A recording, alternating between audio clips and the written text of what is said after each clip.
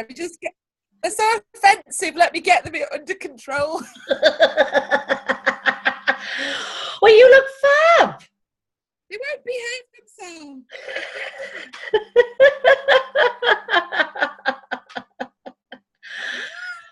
Are we gonna? So, am I going to be talking to Andrea or Swingerella? Hang on a minute. There's something going on with these. I'm telling you. I think basically there's full merge now. I don't think there's much difference between them since India. Right. No, I think I can probably see that. Yeah. Yes. So, okay. Well, this is going to be fun. I've written out a few questions. I'm not an interviewer, so I have no idea how to do this sort of thing. So it's just really going to be a bit of a chat, really, I think. But I wanted to talk about India, about how we met, about how you ended up in India, and obviously what happened with all the stuff that happened. But I thought, because you've been talking about that a lot, it might be good if we focus on the positives of it as well. So you could talk about, the Goddess Foundation and what you hope to achieve going forward. I think so, because I want to try and get away from India now, like quite swiftly, because my best friends have told me to sort of move on now quick, because it's done a lot of damage. So I want to try and go positive rather than go back over it. Yeah. Okay, so we won't talk about that at all then. You can. You definitely can. I don't think it's worth. Do you sort of going into the ins and outs? No. That's why I wanted to talk more about things like, you raising awareness of things like Sheroes and your Goddess Foundation, because I don't even actually know much about the Goddess Foundation, so I'd like to know more about that anyway. And about how I've got here, one of the things I'd like to talk about is how you take care of yourself, because I know you said that you have certain self-care things that you need to do. So I thought we could focus on how you, as a woman with, PTSD, how you make sure that you are okay, and sort of look at the positives of how you manage. Never go to India. Let me just write that down. The sound is coming and going a little bit. Is it? Yeah, you're awfully quiet at the moment. I don't know if that's me or you. I can't work it out. I'm on the phone because... And are you on Wi-Fi? Yeah. I wonder if you could bring your phone a little bit closer to you. Do you want me to put it on mobile data? No, Wi-Fi is probably better than mobile data. But I'm just thinking, if you're far away from your phone, that maybe that's why you're quiet. What about that? It's a bit better, but it's still quite quiet. But it should be fine. It should be fine. Just don't lean too far back. So, okay, well, let's give it let's start. Girls falling out. So let's make a start then, and we'll just see how we go. We've got about 40 minutes, I think, with this. So we get cracking. So, hello, this is Esther Nagle of Balance and Breathe, and I'm talking today to Andrea Smith, aka Swingerella, performance artist extraordinaire and founder of the Goddess Foundation, an organization that is looking to support women who have suffered from domestic violence and who are hoping to move their lives forward. Am I right there?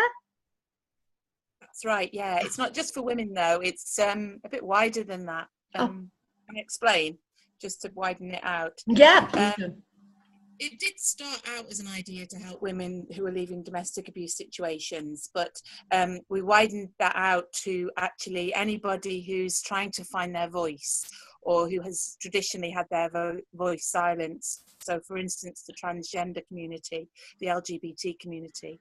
And there's also a big focus on people living with mental health issues, both male and female, to actually help them.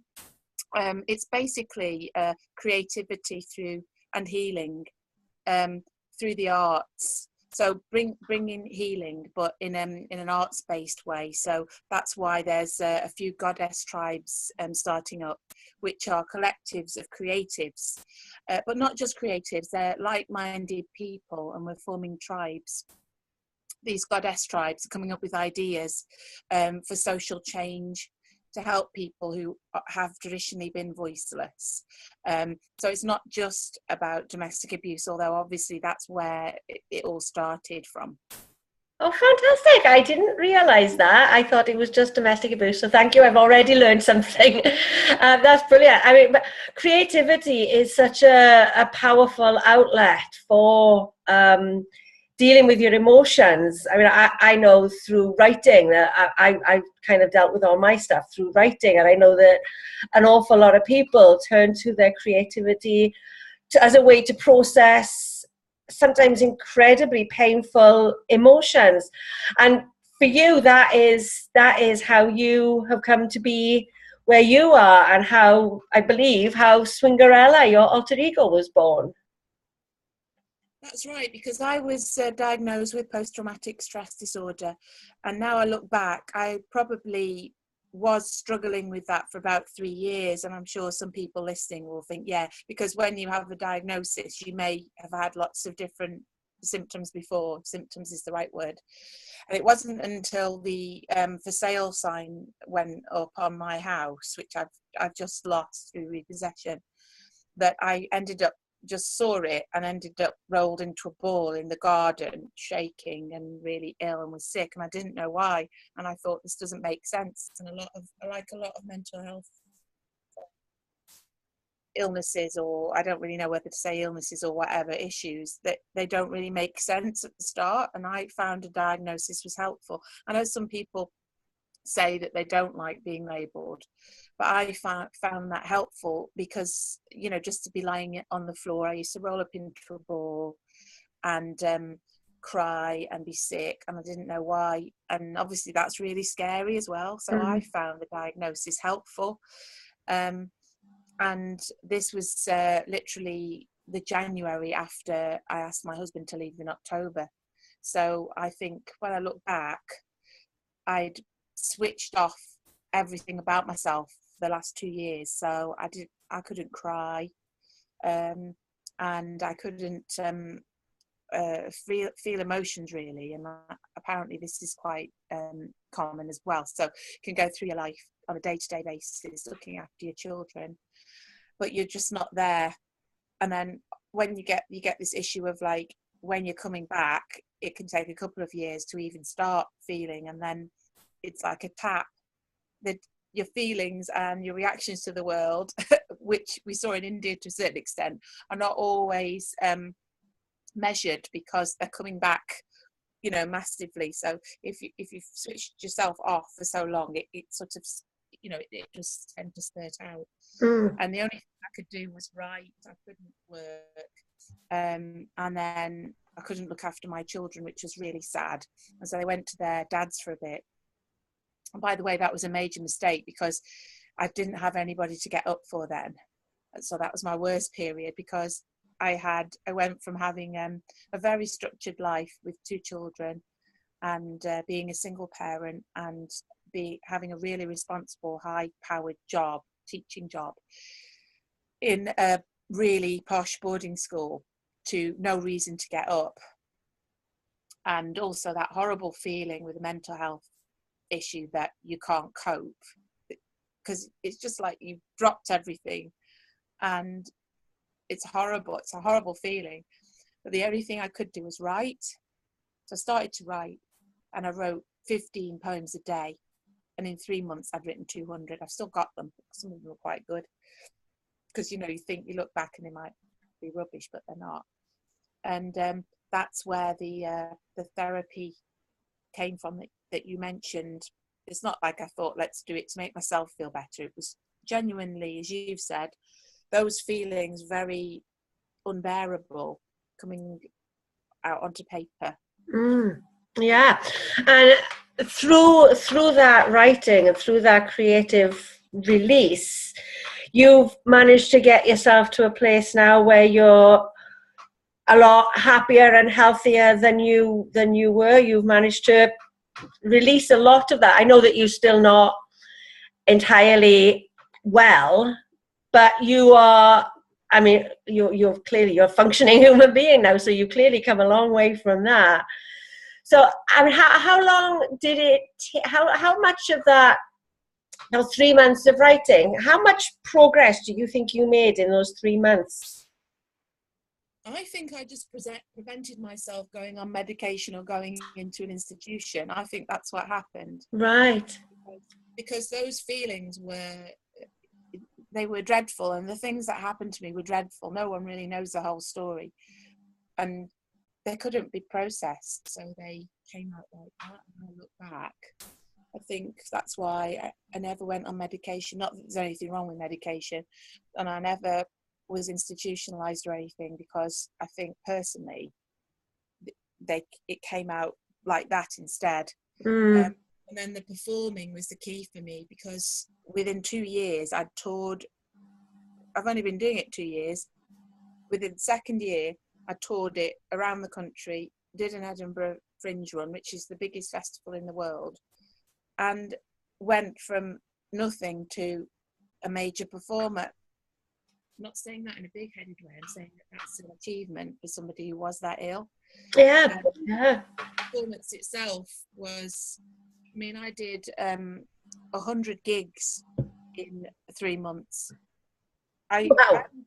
The first year, I did more than that. I gigged 4 times a week, every single week. Good God. When I say gigs, I just got dressed up in this wig and the corset and the pants and the high heels, and went into the roughest pubs in Wolverhampton and Birmingham. And I started off as a comedy and burlesque, which is where the burlesque look came. It's got into trouble. But that's where it came from. And I would stand up in front of 200 really drunk people who wanted me to take my clothes off. This is the irony. And instead, talk to them, give them poetry. So... Yeah, but this is the irony of what's just happened, where when people are calling me a burlesque dancer and dismissing me. Not that there's anything wrong with burlesque dancers. I've got some amazing friends who I think are artists as burlesque dancers, but the way that the British press have just said burlesque dancer, and if only they knew that I used to have to stand there and just basically talk to people who wanted me to strip. That's how I started. I love that. It makes me angry though as well. Yes, I can imagine. Yeah, I mean, it's quite funny from where I'm sitting, but from where you are, I can imagine that irony is less amusing for you. Yes. The performing thing, I mean, I thought when I saw you performing as Swingerella in India, I assumed that you came from a theatrical background, that you'd actually gone to college and trained in this, because you were such a, you had such presence. You were just in a conference room in front of a load of chairs. You weren't on a stage. There wasn't a set for you as such. It was just you standing in front of a room full of people. And your presence in that room was so powerful. And your delivery, your performance was just so... I mean, I was close to tears quite a few times with it, because it touched a few raw nerves in me. Yeah. But it was just so powerful that I was really surprised when I then realised that you actually weren't a trained performance artist. No, definitely not. I've only been doing it 2 years. Basically, this is the other thing that the press just didn't bother to find out about me. I am a teacher and a mother. That's how I've defined myself. Got something wrong with my earring now, isn't it? But I'm a teacher and a mother, and I just accidentally fell into this. As I say, by being extremely ill, and the power, I must admit, I feel it myself. It has come on, and I used to call it Swingerella, but now I'm thinking that it's me because I started to feel it like myself. I started to feel more powerful as myself than I do my alter ego. That's what's happened, especially in India. Yes, yeah. Well, it was, I mean,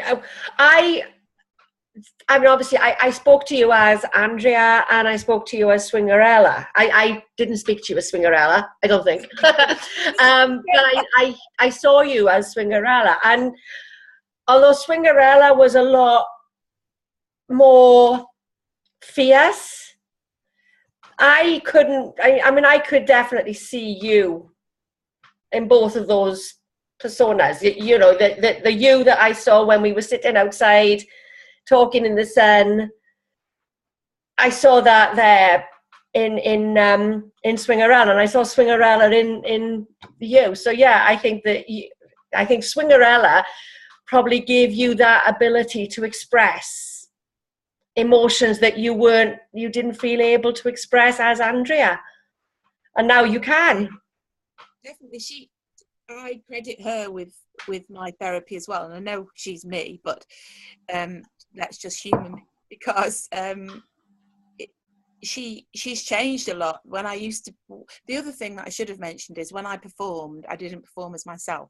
I always performed as Swingerella because I was severely traumatized. I had trouble speaking, which is ridiculous when you think about it now, but I would like to say that to people who are maybe listening and they feel, I felt suicidal, I felt worthless, really badly worthless, like there was no point in actually being in the world. That's how I felt. And then I dressed myself up, burlesqued it up because of the break that I got in this burlesque show as the comedy.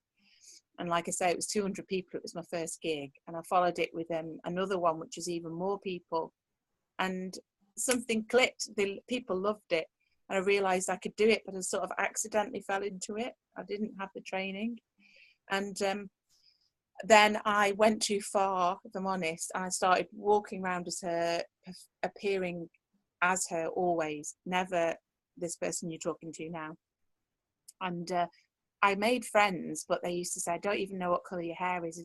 We don't know who you are. After about a year, they wanted to know me. And I found that quite scary because, to be honest, there was no me. And I think if people watching this who've had post-traumatic stress disorder will know what I mean there, because I wasn't there at all. And so I was just that personality, that alter ego. Yeah, I think there's a lot of things about masks we wear as I mean, I talked about my addiction, the Esther who got drunk every night and who everyone thought was really happy and, you know, party girl, and that was a mask. The real me, now I know who the real me is. At 43, I figured that out. So I think a lot of people maybe won't identify with that because you don't see the mask. It takes quite a lot of inner work before you can actually see that you're wearing a mask sometimes. I think that's why people really identify with Swingerella, that character, because even if it's subconscious, because they know that it's talking about a mask. Yeah. The original scene, if you remember, that got me into trouble and all the rest of it in India, was the lying there, that people focused on the knickers. I don't know why. Also, no one says knickers anymore. I read one yesterday. It looked like I'd run onto a plane in India in my knickers, as if I didn't know that I had to wear clothes. But anyway, you know, I'm starting to be able to laugh at it, but in another way, I'm a bit bruised by it. And as you sort of get to know me in this interview, you'll know why. Because I literally thought to myself, well, I can't remember what I was saying now. There we go. I was going to make a point of You were talking about the initial scene in the show. Yeah, the initial scene is lying there. It's supposed to be the aftermath of a rape when you're completely discarded. And so over the week, I had to make a decision whether to run with that first scene or not, because it was India. And I thought, well, over the week, I thought there's hundreds of educated women and men here, and they can make a choice whether to come to this show. It's not like it's on the big stage. So I thought, well, I'm going to run with that start then, because it's really, really key to that whatever else happens afterwards. Yeah. Because to me, it's like an arc where you're discarded, and you're discarded semi-clothed, because it's like and I wanted it to show vulnerability. That's the other thing people have missed. It wasn't sexy, and I saw it and didn't think, because when I stripped off to lie there, the energy in the room went like that, didn't it? Because there's just something very vulnerable about it. About someone daring to do it that sets the tone for the whole play. And so I think that was there as the vulnerable side, starting off, and then being able to, there was 57 other minutes of that show that you saw that had all sorts in, doesn't it? It was not, I don't think that show was about that bit at the start. No. It was about how you can get from being discarded to thinking at the end. It's very tentative, because it was written a year ago, thinking, is there something about me that is all right? Could I be okay? I think it ends like that. You get back up, and that alter ego there is supposed to suggest you get back up and you put some lipstick on and you go to work and you don't tell anyone what happened. And I think loads of people can identify with that character.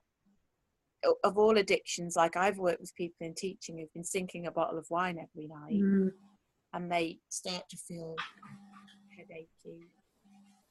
They're still functioning and they don't realise they're addicted, but they're doing a Swingerella. There was people in India doing a Swingerella, let's face it. There was hundreds of them that were Swingerellas. Yeah. They were dressed up, and we didn't know what was happening back at home. And that's why that character is really controversial. It's nothing to do with stripping. It's like, when you look at Swingerella, you look in the mirror. Yeah, and people don't like having the mirror thrust in front of them, because if you're not ready to face your own stuff, I mean, I think that me a few years ago, I wouldn't have been able to sit there and watch that, because it would have reached in and grabbed parts of me that I wasn't ready to have grabbed and thrust in my face yet. So yeah, it is. I think that by being vulnerable, you force other people to confront their own vulnerabilities, and that people don't like it. It makes them angry, or it makes them want to ignore you, or it makes them just want to criticize you for exposing them. Well, yeah, that was the thing. In I think the worst thing anyone said to me in the conference was, this woman came up very blasé and said, I want you to be in my domestic abuse workshop. And I went, really? And I was fed up by then. It was sort of late in the week. And she said, I want you to meet the case today. And I was like, really? She said, I want you to stand there because you are domestic abuse at this conference. I was really pissed off. Yeah. Really am I? And but she did have a point, really, because although she didn't say it in a fantastic way, but we've all been there, haven't we, being tactless, because she, she was saying that, like, you're making people think about it by just walking around with your mouth so closed and all bruised up. It's it's making people think, because that was quite interesting. I've got video of that where I did sew my mouth up and bruised up just before the show and walk around, and I've videoed people's responses, and they're just chilling. I mean, it actually really upset me, but it's what you're talking about.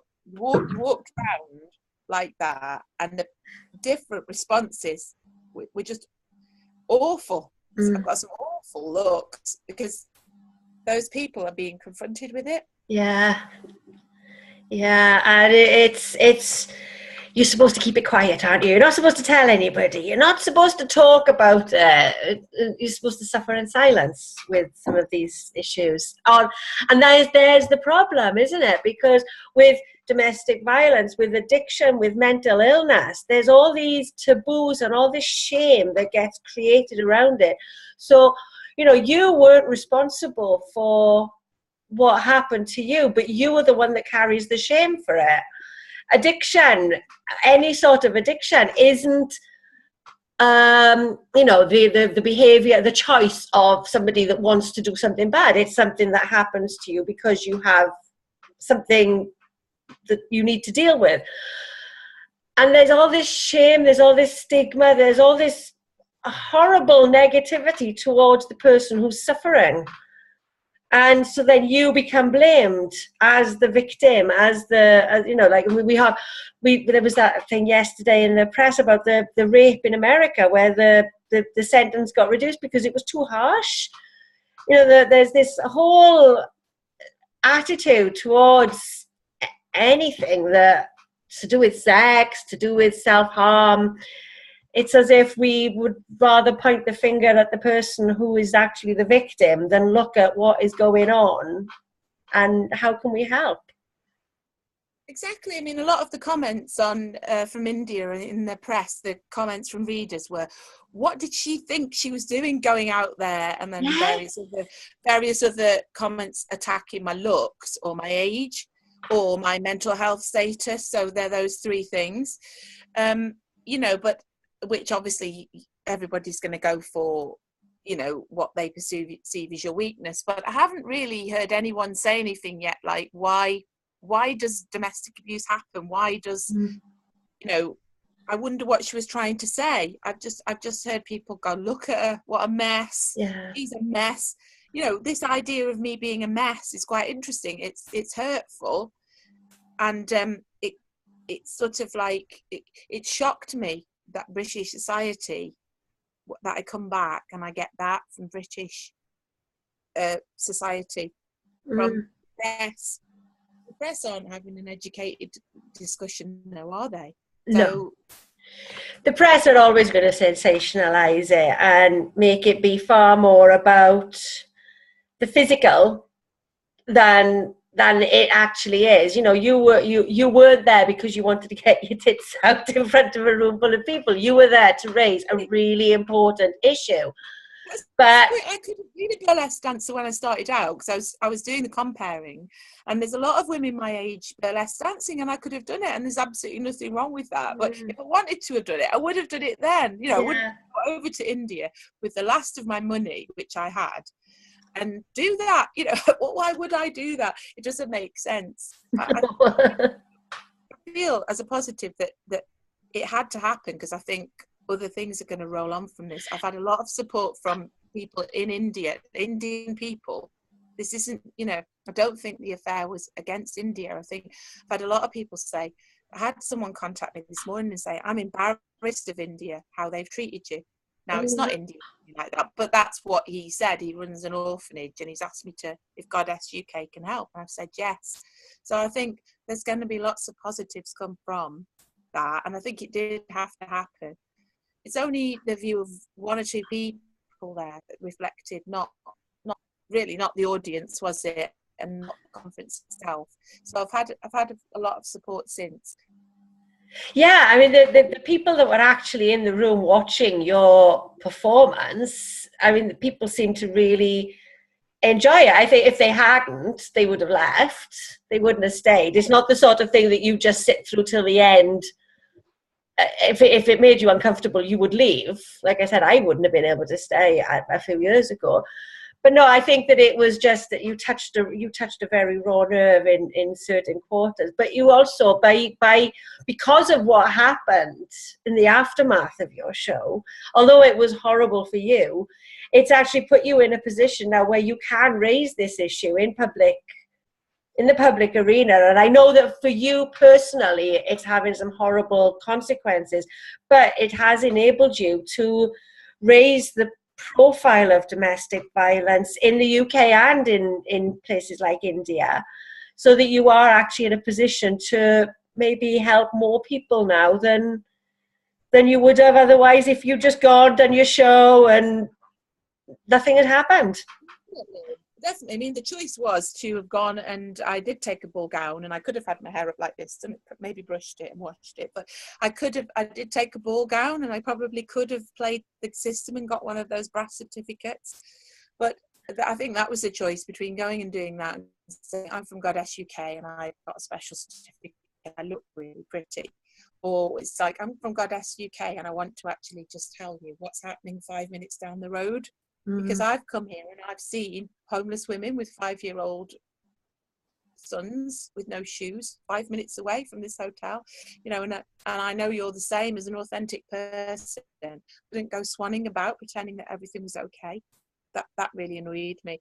But on a positive, the show is coming back to Birmingham in July the 16th. Yay! And it's going to be adapted, so like you say, it's going to be 40 minutes, but then it's going to be 20 minutes discussion with the audience about the issues raised. Oh, brilliant. So, the issues raised, because this play is about addiction, and you know that it is, I would class what I had as an addiction, and addiction to love, and addiction to I would say sex, but I don't think it was an addiction to trying to find someone. So I would class very much what I talk about as addictive behaviour, and especially the second play, which is on at the end of July, Alice in the Wilderness, explores addiction in more detail. So at the start of this new play, which I'm just finishing off right now, here it is. I've got Whoa! I know I've got Stay High is a big one at the start. So I actually say I wanted to say hi, and then my next one after that is called The Drugs Don't Work. Then it goes on to talk about Over the Edge, and then it goes even more controversial and talks about one. It's a poem called I Made This Bruise Myself, which is going to cause a lot of controversy. Then it goes into a complete meltdown, and then comes out with an idea that we can actually survive. We can, and the final piece is called Lift the Curse, and then it goes on to hope. So it ends looking for hope. And this second play mirrors the one that you saw, Swingerella's Dark Fairy Tale, mirrored last year. This one mirrors what's happened since. So it's this idea that, hang on, I am addicted. I'm addicted to this. I've never been single since I was 19. Right, I'm going to be single. So I've been single for a year and I've given up all my addictive behaviours. And that's another reason I've healed. You mentioned earlier that, you know, you're starting to heal. By stopping the addictive behaviours, I started to heal. But I tell you what, and I know I'm preaching to the converted, it's the hardest thing I've ever done, giving up all my addictions. It's been murder. Yeah. It hurts so much, because there's a period here where I say, like, I wanted to say hi and the drugs don't work and I go over the edge, and that bit over the edge where that, I mean, what happens to the people? Where do your friends go when you give them up? Everybody went. What's that all about? Somebody said to me, because I was saying about how when I stopped drinking, that, you know, social life just vanished in a puff of smoke. And that's fine. You know, I'm fine. I don't like being around people who are very drunk, so I'm fine of not going out places when people are just going out drinking.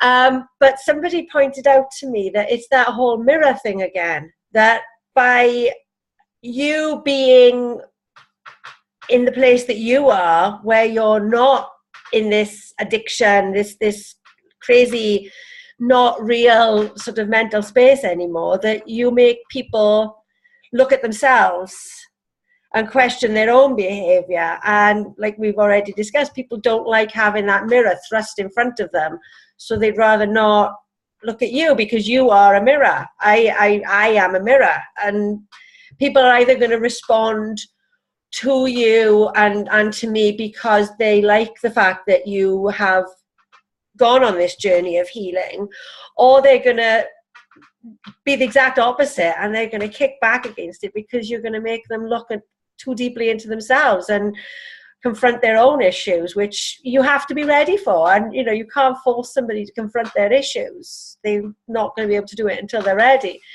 So I go with that. Now, whether that's true or not, I go with that because it makes it a lot easier to handle that. Actually, I don't feel like I've got new friends now, but a lot of the old friends that I had, you know, it makes it easier to, because I think, well, maybe I don't want people to be around me if I make them feel uncomfortable. But I really, really got upset about this last November because I decided to sort of like junk my addictions in last June. And the end of the play that you saw was what I wrote the day that I decided, which was, how fabulous am I? Right? Can I find it? Can I find anything good about me? It took me 4 days to write that, and they usually take me 20 minutes because I couldn't find anything good about me in that addictive behavior. I had all sorts of addictions layered on top. So I had the love addiction, and then I had all the others because they just seem to come upon you, don't they? And in November, I hit rock bottom because I was still with the same people, and the rejections I was getting were really powerful.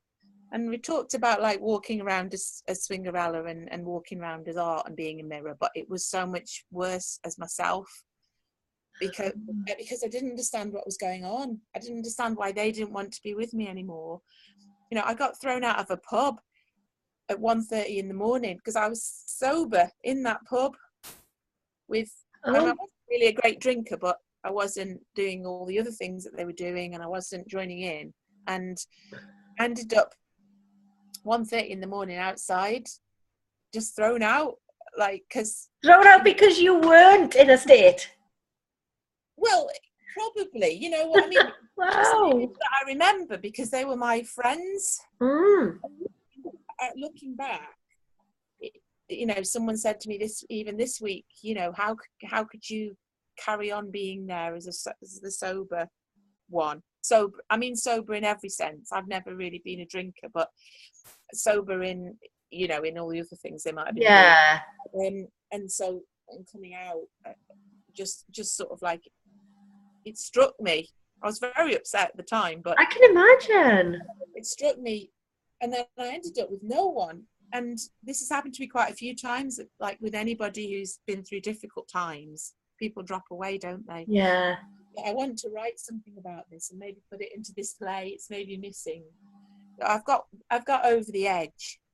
This idea of being over the edge. So what happens when you get over the edge? It was originally written about like you want to kill yourself and you don't. So from that point, you are over the edge because you're over the time when you might have gone. But it also came to mean repossession. So most people live, like I've lived since 21 as a homeowner, worried about my mortgage. Now my mortgage has it's all been repossessed. It's been taken. That's over the edge, isn't it? Because I'm still alive. Look, because that's the one thing that we worry about all our lives, isn't it? It happened. And look, to me, life seems pretty good. So it's the idea of like going over the edge. What I want to write about and also talk to people about is that gap between what you mentioned, your old friends, and the new ones. There's like a massive gap where you're forced to do what you've used your addictions not to do, which is to actually look at yourself. You've got no one around you, have you? So you just, you know, and that pain that you feel when you give those addictions up is not for the faint-hearted, is it? No, it's not. It's not an easy journey, and for me, it was not as gut-wrenchingly hard, I think, because I was doing mine through yoga, which made it gave me a lot of physical release. So while I was releasing stuff from my head, I was releasing from my body. So it all felt like I had this sort of protective cushion of yoga around me. But there were times when the stuff that I was coming up against in my reflections on my life were putting me in this position where I thought, I don't even know who I am. I don't know how to talk to people anymore. I don't know how to be this person that I seem to be turning into. And that not knowing how to share that with anybody. Because, you know, I felt this big disconnect between most of the people that I'd spent most of my time with. even family for a while, I didn't quite know how to be, because I'd always been this other person, this mask, this crazy mask that I wore. I didn't know how to talk to people as this new person. I think that's kind of where you've met me, really. That kind of, well, I think in India, I found that person, actually. I found that kind of ballsy, strong woman. You just met me like this. I think, yeah, I agree. I didn't really have that November, December, January. I couldn't find the person, and I kept going back to the old people, but it got worse, you know, because you just don't fit. Well, they do things like, I got spiked a couple of times, you know. It's like, well, if you're not going to join in, we'll just spike you so you joined in, you know, that type of thing, which I think is pretty common. Addicts of you know, because it's weird, isn't it? Like some addicts want to get you into their own addiction. I was talking to my son about this last night, because he was saying like that he'd been offered a lot of things at Pride, a lot of drugs, and he hadn't taken them. And I was saying to him, why does this happen? Why do people have to think that you've got to have it as well? And then they get a bit funny when you don't. This interests me a lot. Like, why can't you accept that I don't want to do it? Like, I'm accepting that you're doing it. I think that comes back to that mirror again, doesn't it? And I remember when I was drinking a lot, I didn't, if I met somebody that didn't drink, I wouldn't have the faintest idea how to relate to them at all. Or somebody that drank but didn't drink to get absolutely hammered, you know, somebody that could just drink 1 or 2 glasses of wine and be very civilized. I didn't know what to do with those people. I have no idea. You just go away. You freak me out. I don't know. Don't understand you. Can't talk to you. Please go away. I can't imagine you like that now, because, you know, obviously just met you as a positive person. I can't imagine that. It's funny, isn't it? I love that. I mean, people who met me in the last 2 years, when I talk about how I used to be, that's what everybody says. Oh my God, really? I can't believe I used to be such a nightmare. I mean, it's a year ago this week, I went on this holiday, and it was just like a massive sort of, I don't know how to describe it. It had everything in it, absolutely everything. It was the wildest, you know, time. And I ended up sort of collapsed on the floor with my eyes rolling around. And that was my moment. That was my moment when I thought, no, you know, no, because everything had to be done. I don't know, you know more about addiction than me. Everything had to be done more. And I was on this thing where I couldn't quite, everything I was doing more and more and more of everything. It just wasn't touching where it used to, you know. I don't know whether that is a recognised thing with addiction, but it seemed like a role.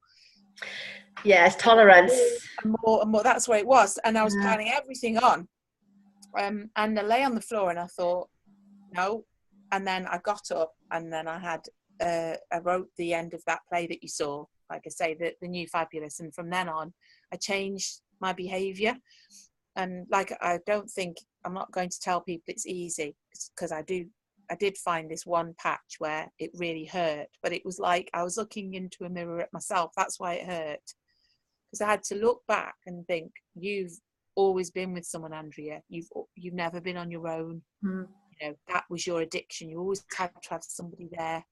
And, you know, I share it with Swingerella, because she likes to say I sleep alone, and it's one of her things.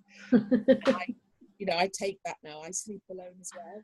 And I'm so proud of it. I'm more proud of that than anything I've ever done. And I do think, you know, I'd like to tell people more about that, about addiction, in a very honest way. You know, to say that I was, and that, you know, it is possible to break it. Yeah.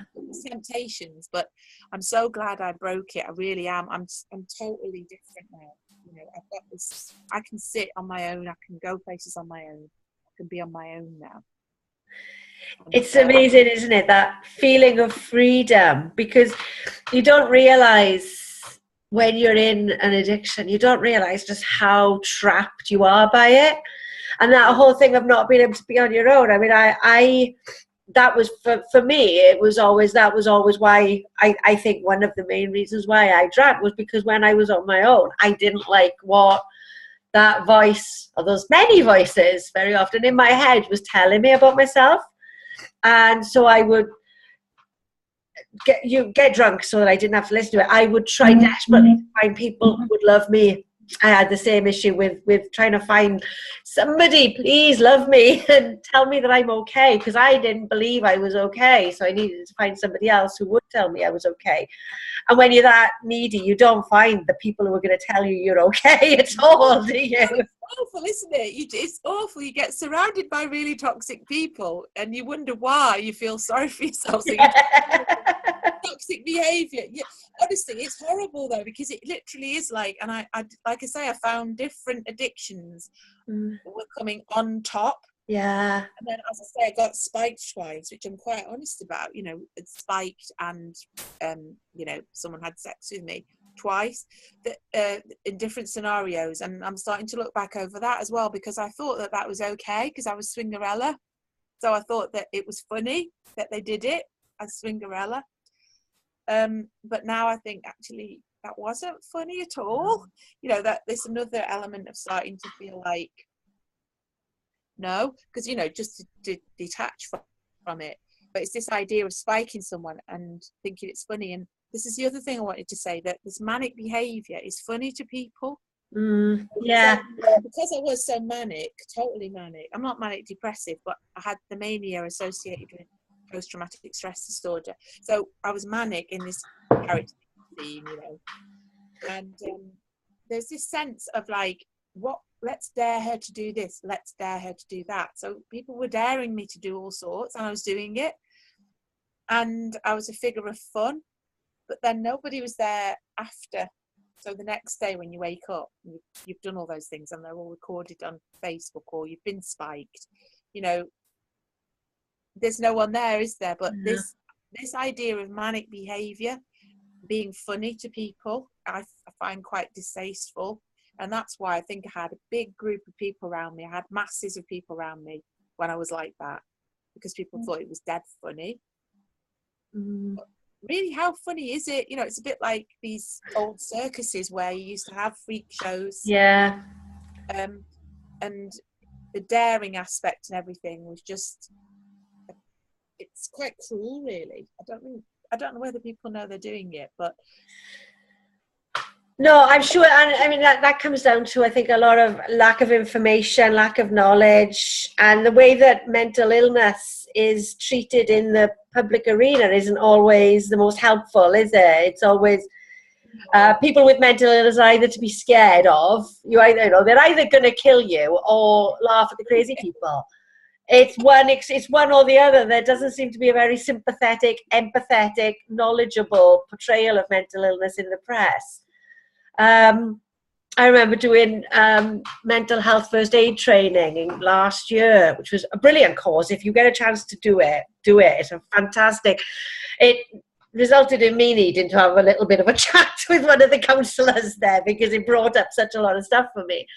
But the woman there got very, very fired up about this whole way that mental illness is portrayed in the press. And, you know, you look at the headlines, whenever it's reported, it's always focuses on the people who do bad things, who have mental illness. And the link is always put there, that people do these things because of the mental illness. And, you know, you never get somebody killed somebody and they didn't have a mental illness. It's never highlighted that actually people do these things without mental illnesses as well. But whenever there is a mental illness diagnosis involved, that's the bit that they focus on. Or we do have the mockery. Let's laugh. I mean, when Britney Spears had her meltdown, you know, that was a woman in crisis, and that was portrayed in the press as, oh, look at her, she's gone mad. Let's all laugh at the rich pop star shaving her head in public. That wasn't funny, but it was portrayed as being funny, and it's still talked about now as being something to laugh at. I mean, that poor woman, she must have been going through hell then. But because she was a famous pop star, it was okay to laugh at her. Yeah, there's that kind of cornered animal aspect of it, isn't there? Mm. And you know, I think I it says in the press I was a Britain's Got Talent contestant. I wasn't. I just went for the audition, and it was nearly 3 years ago as well. They said it was this year. But I think when I did do that, and when I went there, I was very manic, very Swingerella, very much thinking I was her. And if I'd have got on, I think you would have seen that as well with me. It would have just been a circus for the press to see this crazy woman, like in inverted commas. Which would have been exactly the kind of story they would have loved. Yeah, and I wouldn't have been able to do, you wouldn't have heard the poetry in the show. You would have heard like something just made to look ridiculous. Yeah. I was quite ill, so that would have come out as well. But then I didn't get on, and that was a blessing. Despite what it says, I wasn't on it, and I'm not a Britain's Got Talent hopeful either. So, yeah, it's that kind of, they pick vulnerable people. Yeah. For some reason, they didn't pick me. It might have been because I did have a website, and you could have seen all the other things that I'd done, and that I would have been for them. I remember reading the Ben Elton book he wrote a book about the X Factor, and the way that is written. I mean, it was everything I thought of the X Factor, but the way that he talks about how they go for the ones with where there's mental illness, where there's a real potential scandal, where there's an opportunity to take somebody and rip them apart in public for entertainment. The right kind of crazy, says yeah. Yes. I'm really surprised I didn't go on, because for the audition I had like 2 voodoo dolls, and I was talking to them and everything, and they mic'd me up and they interviewed me, and they took a lot of film of me, which was on apparently.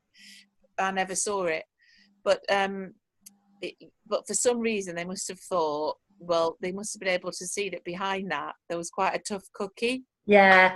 Because I would have had my piece, and if they put me on live, you know what I would have been like. They wouldn't have been able to trust me live. I can imagine, yes. Yeah, but, you know, there is this thing in human nature of a manic person is funny, you know, and I suffered from that as well, really. Yeah, but it's great how much this has all helped you so much. And I mean, like you said, that you can't imagine me as the person that I used to be, and although I can see the vulnerability in you, you are so much stronger than I imagine you were a few years ago. So it's great to see how much this has all helped you, and how much I can see it's going to help you more into the future as well. I'm looking forward to seeing, you know, where you take all this, and I'm really going to try and get to see your show in July. I can see what I can do to make sure I can get to that. It sounds incredible. Yeah, I mean, it's only now I've been talking to you that I've realised it is so much about addiction. The second one, the Alice in the Wilderness, just to reflect this. What the original idea was to reflect my life since moving, so flitting, being uprooted, being made homeless, flitting into this house which I call the rabbit hole, because I've scurried and hidden in here. Friends giving me this house to live in with my children, otherwise I would have been homeless. And so I wanted to write about and I thought the original, and this is quite ironic, the original idea was it's about a search for love. So when I started it, I thought, yeah, I'm looking for love, but now I realise that's not what I'm looking for. I'm looking for home. So I don't really feel I've ever had a safe home. In another way, this is really awful thing to have happened to me, to be uprooted and really be made homeless. It's like my number one fear has been come true. But I think it is about addiction, because I chose Alice because I thought I'm in the wilderness years of my life. You know, it's lonely. It's lonely post-addiction. There is a lot of loneliness to deal with, I find, and I haven't got a job anymore. I don't have a steady home, nothing steady, everything's like this, jittery. So I've got this idea of Alice, because she does take the drink, doesn't she, and it is suggested that, you know, it's very druggy kind of story, isn't it? So I thought, yeah, okay, love was the drug. So And it's that idea of like coming out of addiction with this ending with lift the curse, to say like, actually, yeah, I can lift my own curse. You know, I was just seeing if I've got a little bit of it here.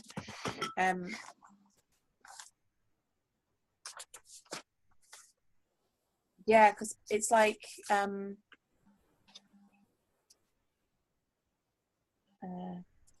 now I'm out alone, blinking, no more sinking into addiction. Look at this is the actual sort of. Whoa! In this wild wilderness, the wind blows through me. Every night sleeping alone, to listen to my voice, a stranger. Dug out with fabulous fingers, she lingers. I'm walking away with the shipwreck of my life in the distance, shrouded in a new silence, holding a white flag of dignity, with the lonely wind wrapped around me, where lovers kissed with fake lips, taking sips of me before I was gone. That's what we were saying about not being there. Now the sand of my memory falls on their burnished goddess. Dog training, the only question remaining. Why did this take me so long? Oh, always longing for company. Tough girls are supposed to like it rough. The wild wilderness is here, and I am just enough. That's the end. That's half of it. Oh, wow. That act, isn't it? That's brilliant. That's kind of how it ends. I'm lonely, I'm walking out, but just enough. That's amazing. I will definitely sort out some childcare so I can come and watch that. I would love to see you doing that. That's going to be brilliant. I think that I thought that this recording was going to end sooner than it has, but we've managed to have over an hour now to talk. So I think we probably should end quite soon. But I just wanted to talk to you. I'm assuming it's still recording anyway. I just wanted to end, if we can end now, with talking about, you know, we've talked a lot about how you are now much stronger, and if there's any particular things that you have to do. I know you mentioned when we were in India that swimming was really important to you. If you've got any particular things that you do on a daily, weekly basis just to keep yourself grounded, keep yourself whole. Yeah, I've started to do these affirmations that my creativity heals myself and others. I do those affirmations, and I've got like a little goddess shrine. That sounds a bit weird, but it's not. It's kind of like different things. I've got a little box, and within it I write down things that I've done that I'm proud of, and the box is full now, and then I take it out. So this started when I saved somebody's life in December. Well, I was just about to be made homeless. I went past this guy and he was choking in his own vomit and everyone was ignoring him. So I saved his life, and I got covered in vomit and he tried to kill me as well. But I thought, like, well, I'll start that. And I needed to sort of know that it was worth me being on the earth. It was worth me being alive. So I started that. So I keep that going. It's good. Brilliant. And I really like exercise. I'd like to try yoga. I haven't done, but I'd like to try it. Oh, I think it would be good. I think you probably get loads from yoga, yeah. I would like to try that, but I like dancing, so I do that. I dance a lot and do stuff like that. And then I think to myself, I write down, I flip every negative into a positive. The longest it's taken me is 2 weeks with India. I'm back up on my feet now. Brilliant. But I flip. And the other thing is I don't accept shame. The reason why India was difficult for me was because I got shamed by a lot of different sources. I think anybody who's a survivor of domestic abuse doesn't like shame. And it's very hard to get back from under it. So I don't accept shame, and I don't accept blame or guilt. So those three things I don't have. So when they come to me, I challenge them, and I won't have them. Good. And I won't have people around me who are doing any of those three. I don't mean that I can't accept criticism, but the shame, blame, and guilt are. That's shame, blame, and guilt are very different from criticism. Criticism can be something really positive. You know, like if criticism can be ways you can improve. You can, you know, criticism doesn't have to be a personal insult, but shame, blame, and guilt are about you as a person, aren't they? Whereas criticism is about what you do. Yeah, which that or not. The other thing I have to do is I have to have a lot of time out. So I haven't got a job. I haven't got a full-time job, but I've got contracts. So I do contract work with teaching, and this frees me up because I don't think I'm well enough yet to have a contracted job that it has got those kind of different pressures on it. Yeah. I do that. That's helped. I'd really like to start yoga and also start healthy eating, because I eat rubbish. I eat like, I don't care about my body, if you see what I mean. I've realised. So I need to sort of do the healthy eating and maybe the yoga and move on to sort of like, because I think a survivor of something that's to do with sexual abuse or anything like that, I think we end up not caring about our body. This has been highlighted to me, so any help from anyone would be good in terms of starting to do that, just starting to put some weight on. I was really underweight, and I'd like to think, right, okay, do I care about myself enough to make a meal? That would be a start. Yeah, because I don't bother, so that's another thing I would like to do. But I like time. I have to have a lot of time out to thought process. Yeah. Well, that's all great. Before we end, then, if somebody is watching this and is thinking that really connects with what you're saying, what you've been through, and is looking for a way that they can help themselves, have you got like one piece of advice that you could give to somebody that is in a similar situation? You mean post-traumatic stress disorder? Or yeah, anyone that's sort of feeling that sense of like, what on earth is going on in my life, help, and somebody that needs to help themselves to get out, or in the situation that you were in. I've written this poem, and it's called Still Breathing, Not Dead, and it's in the show.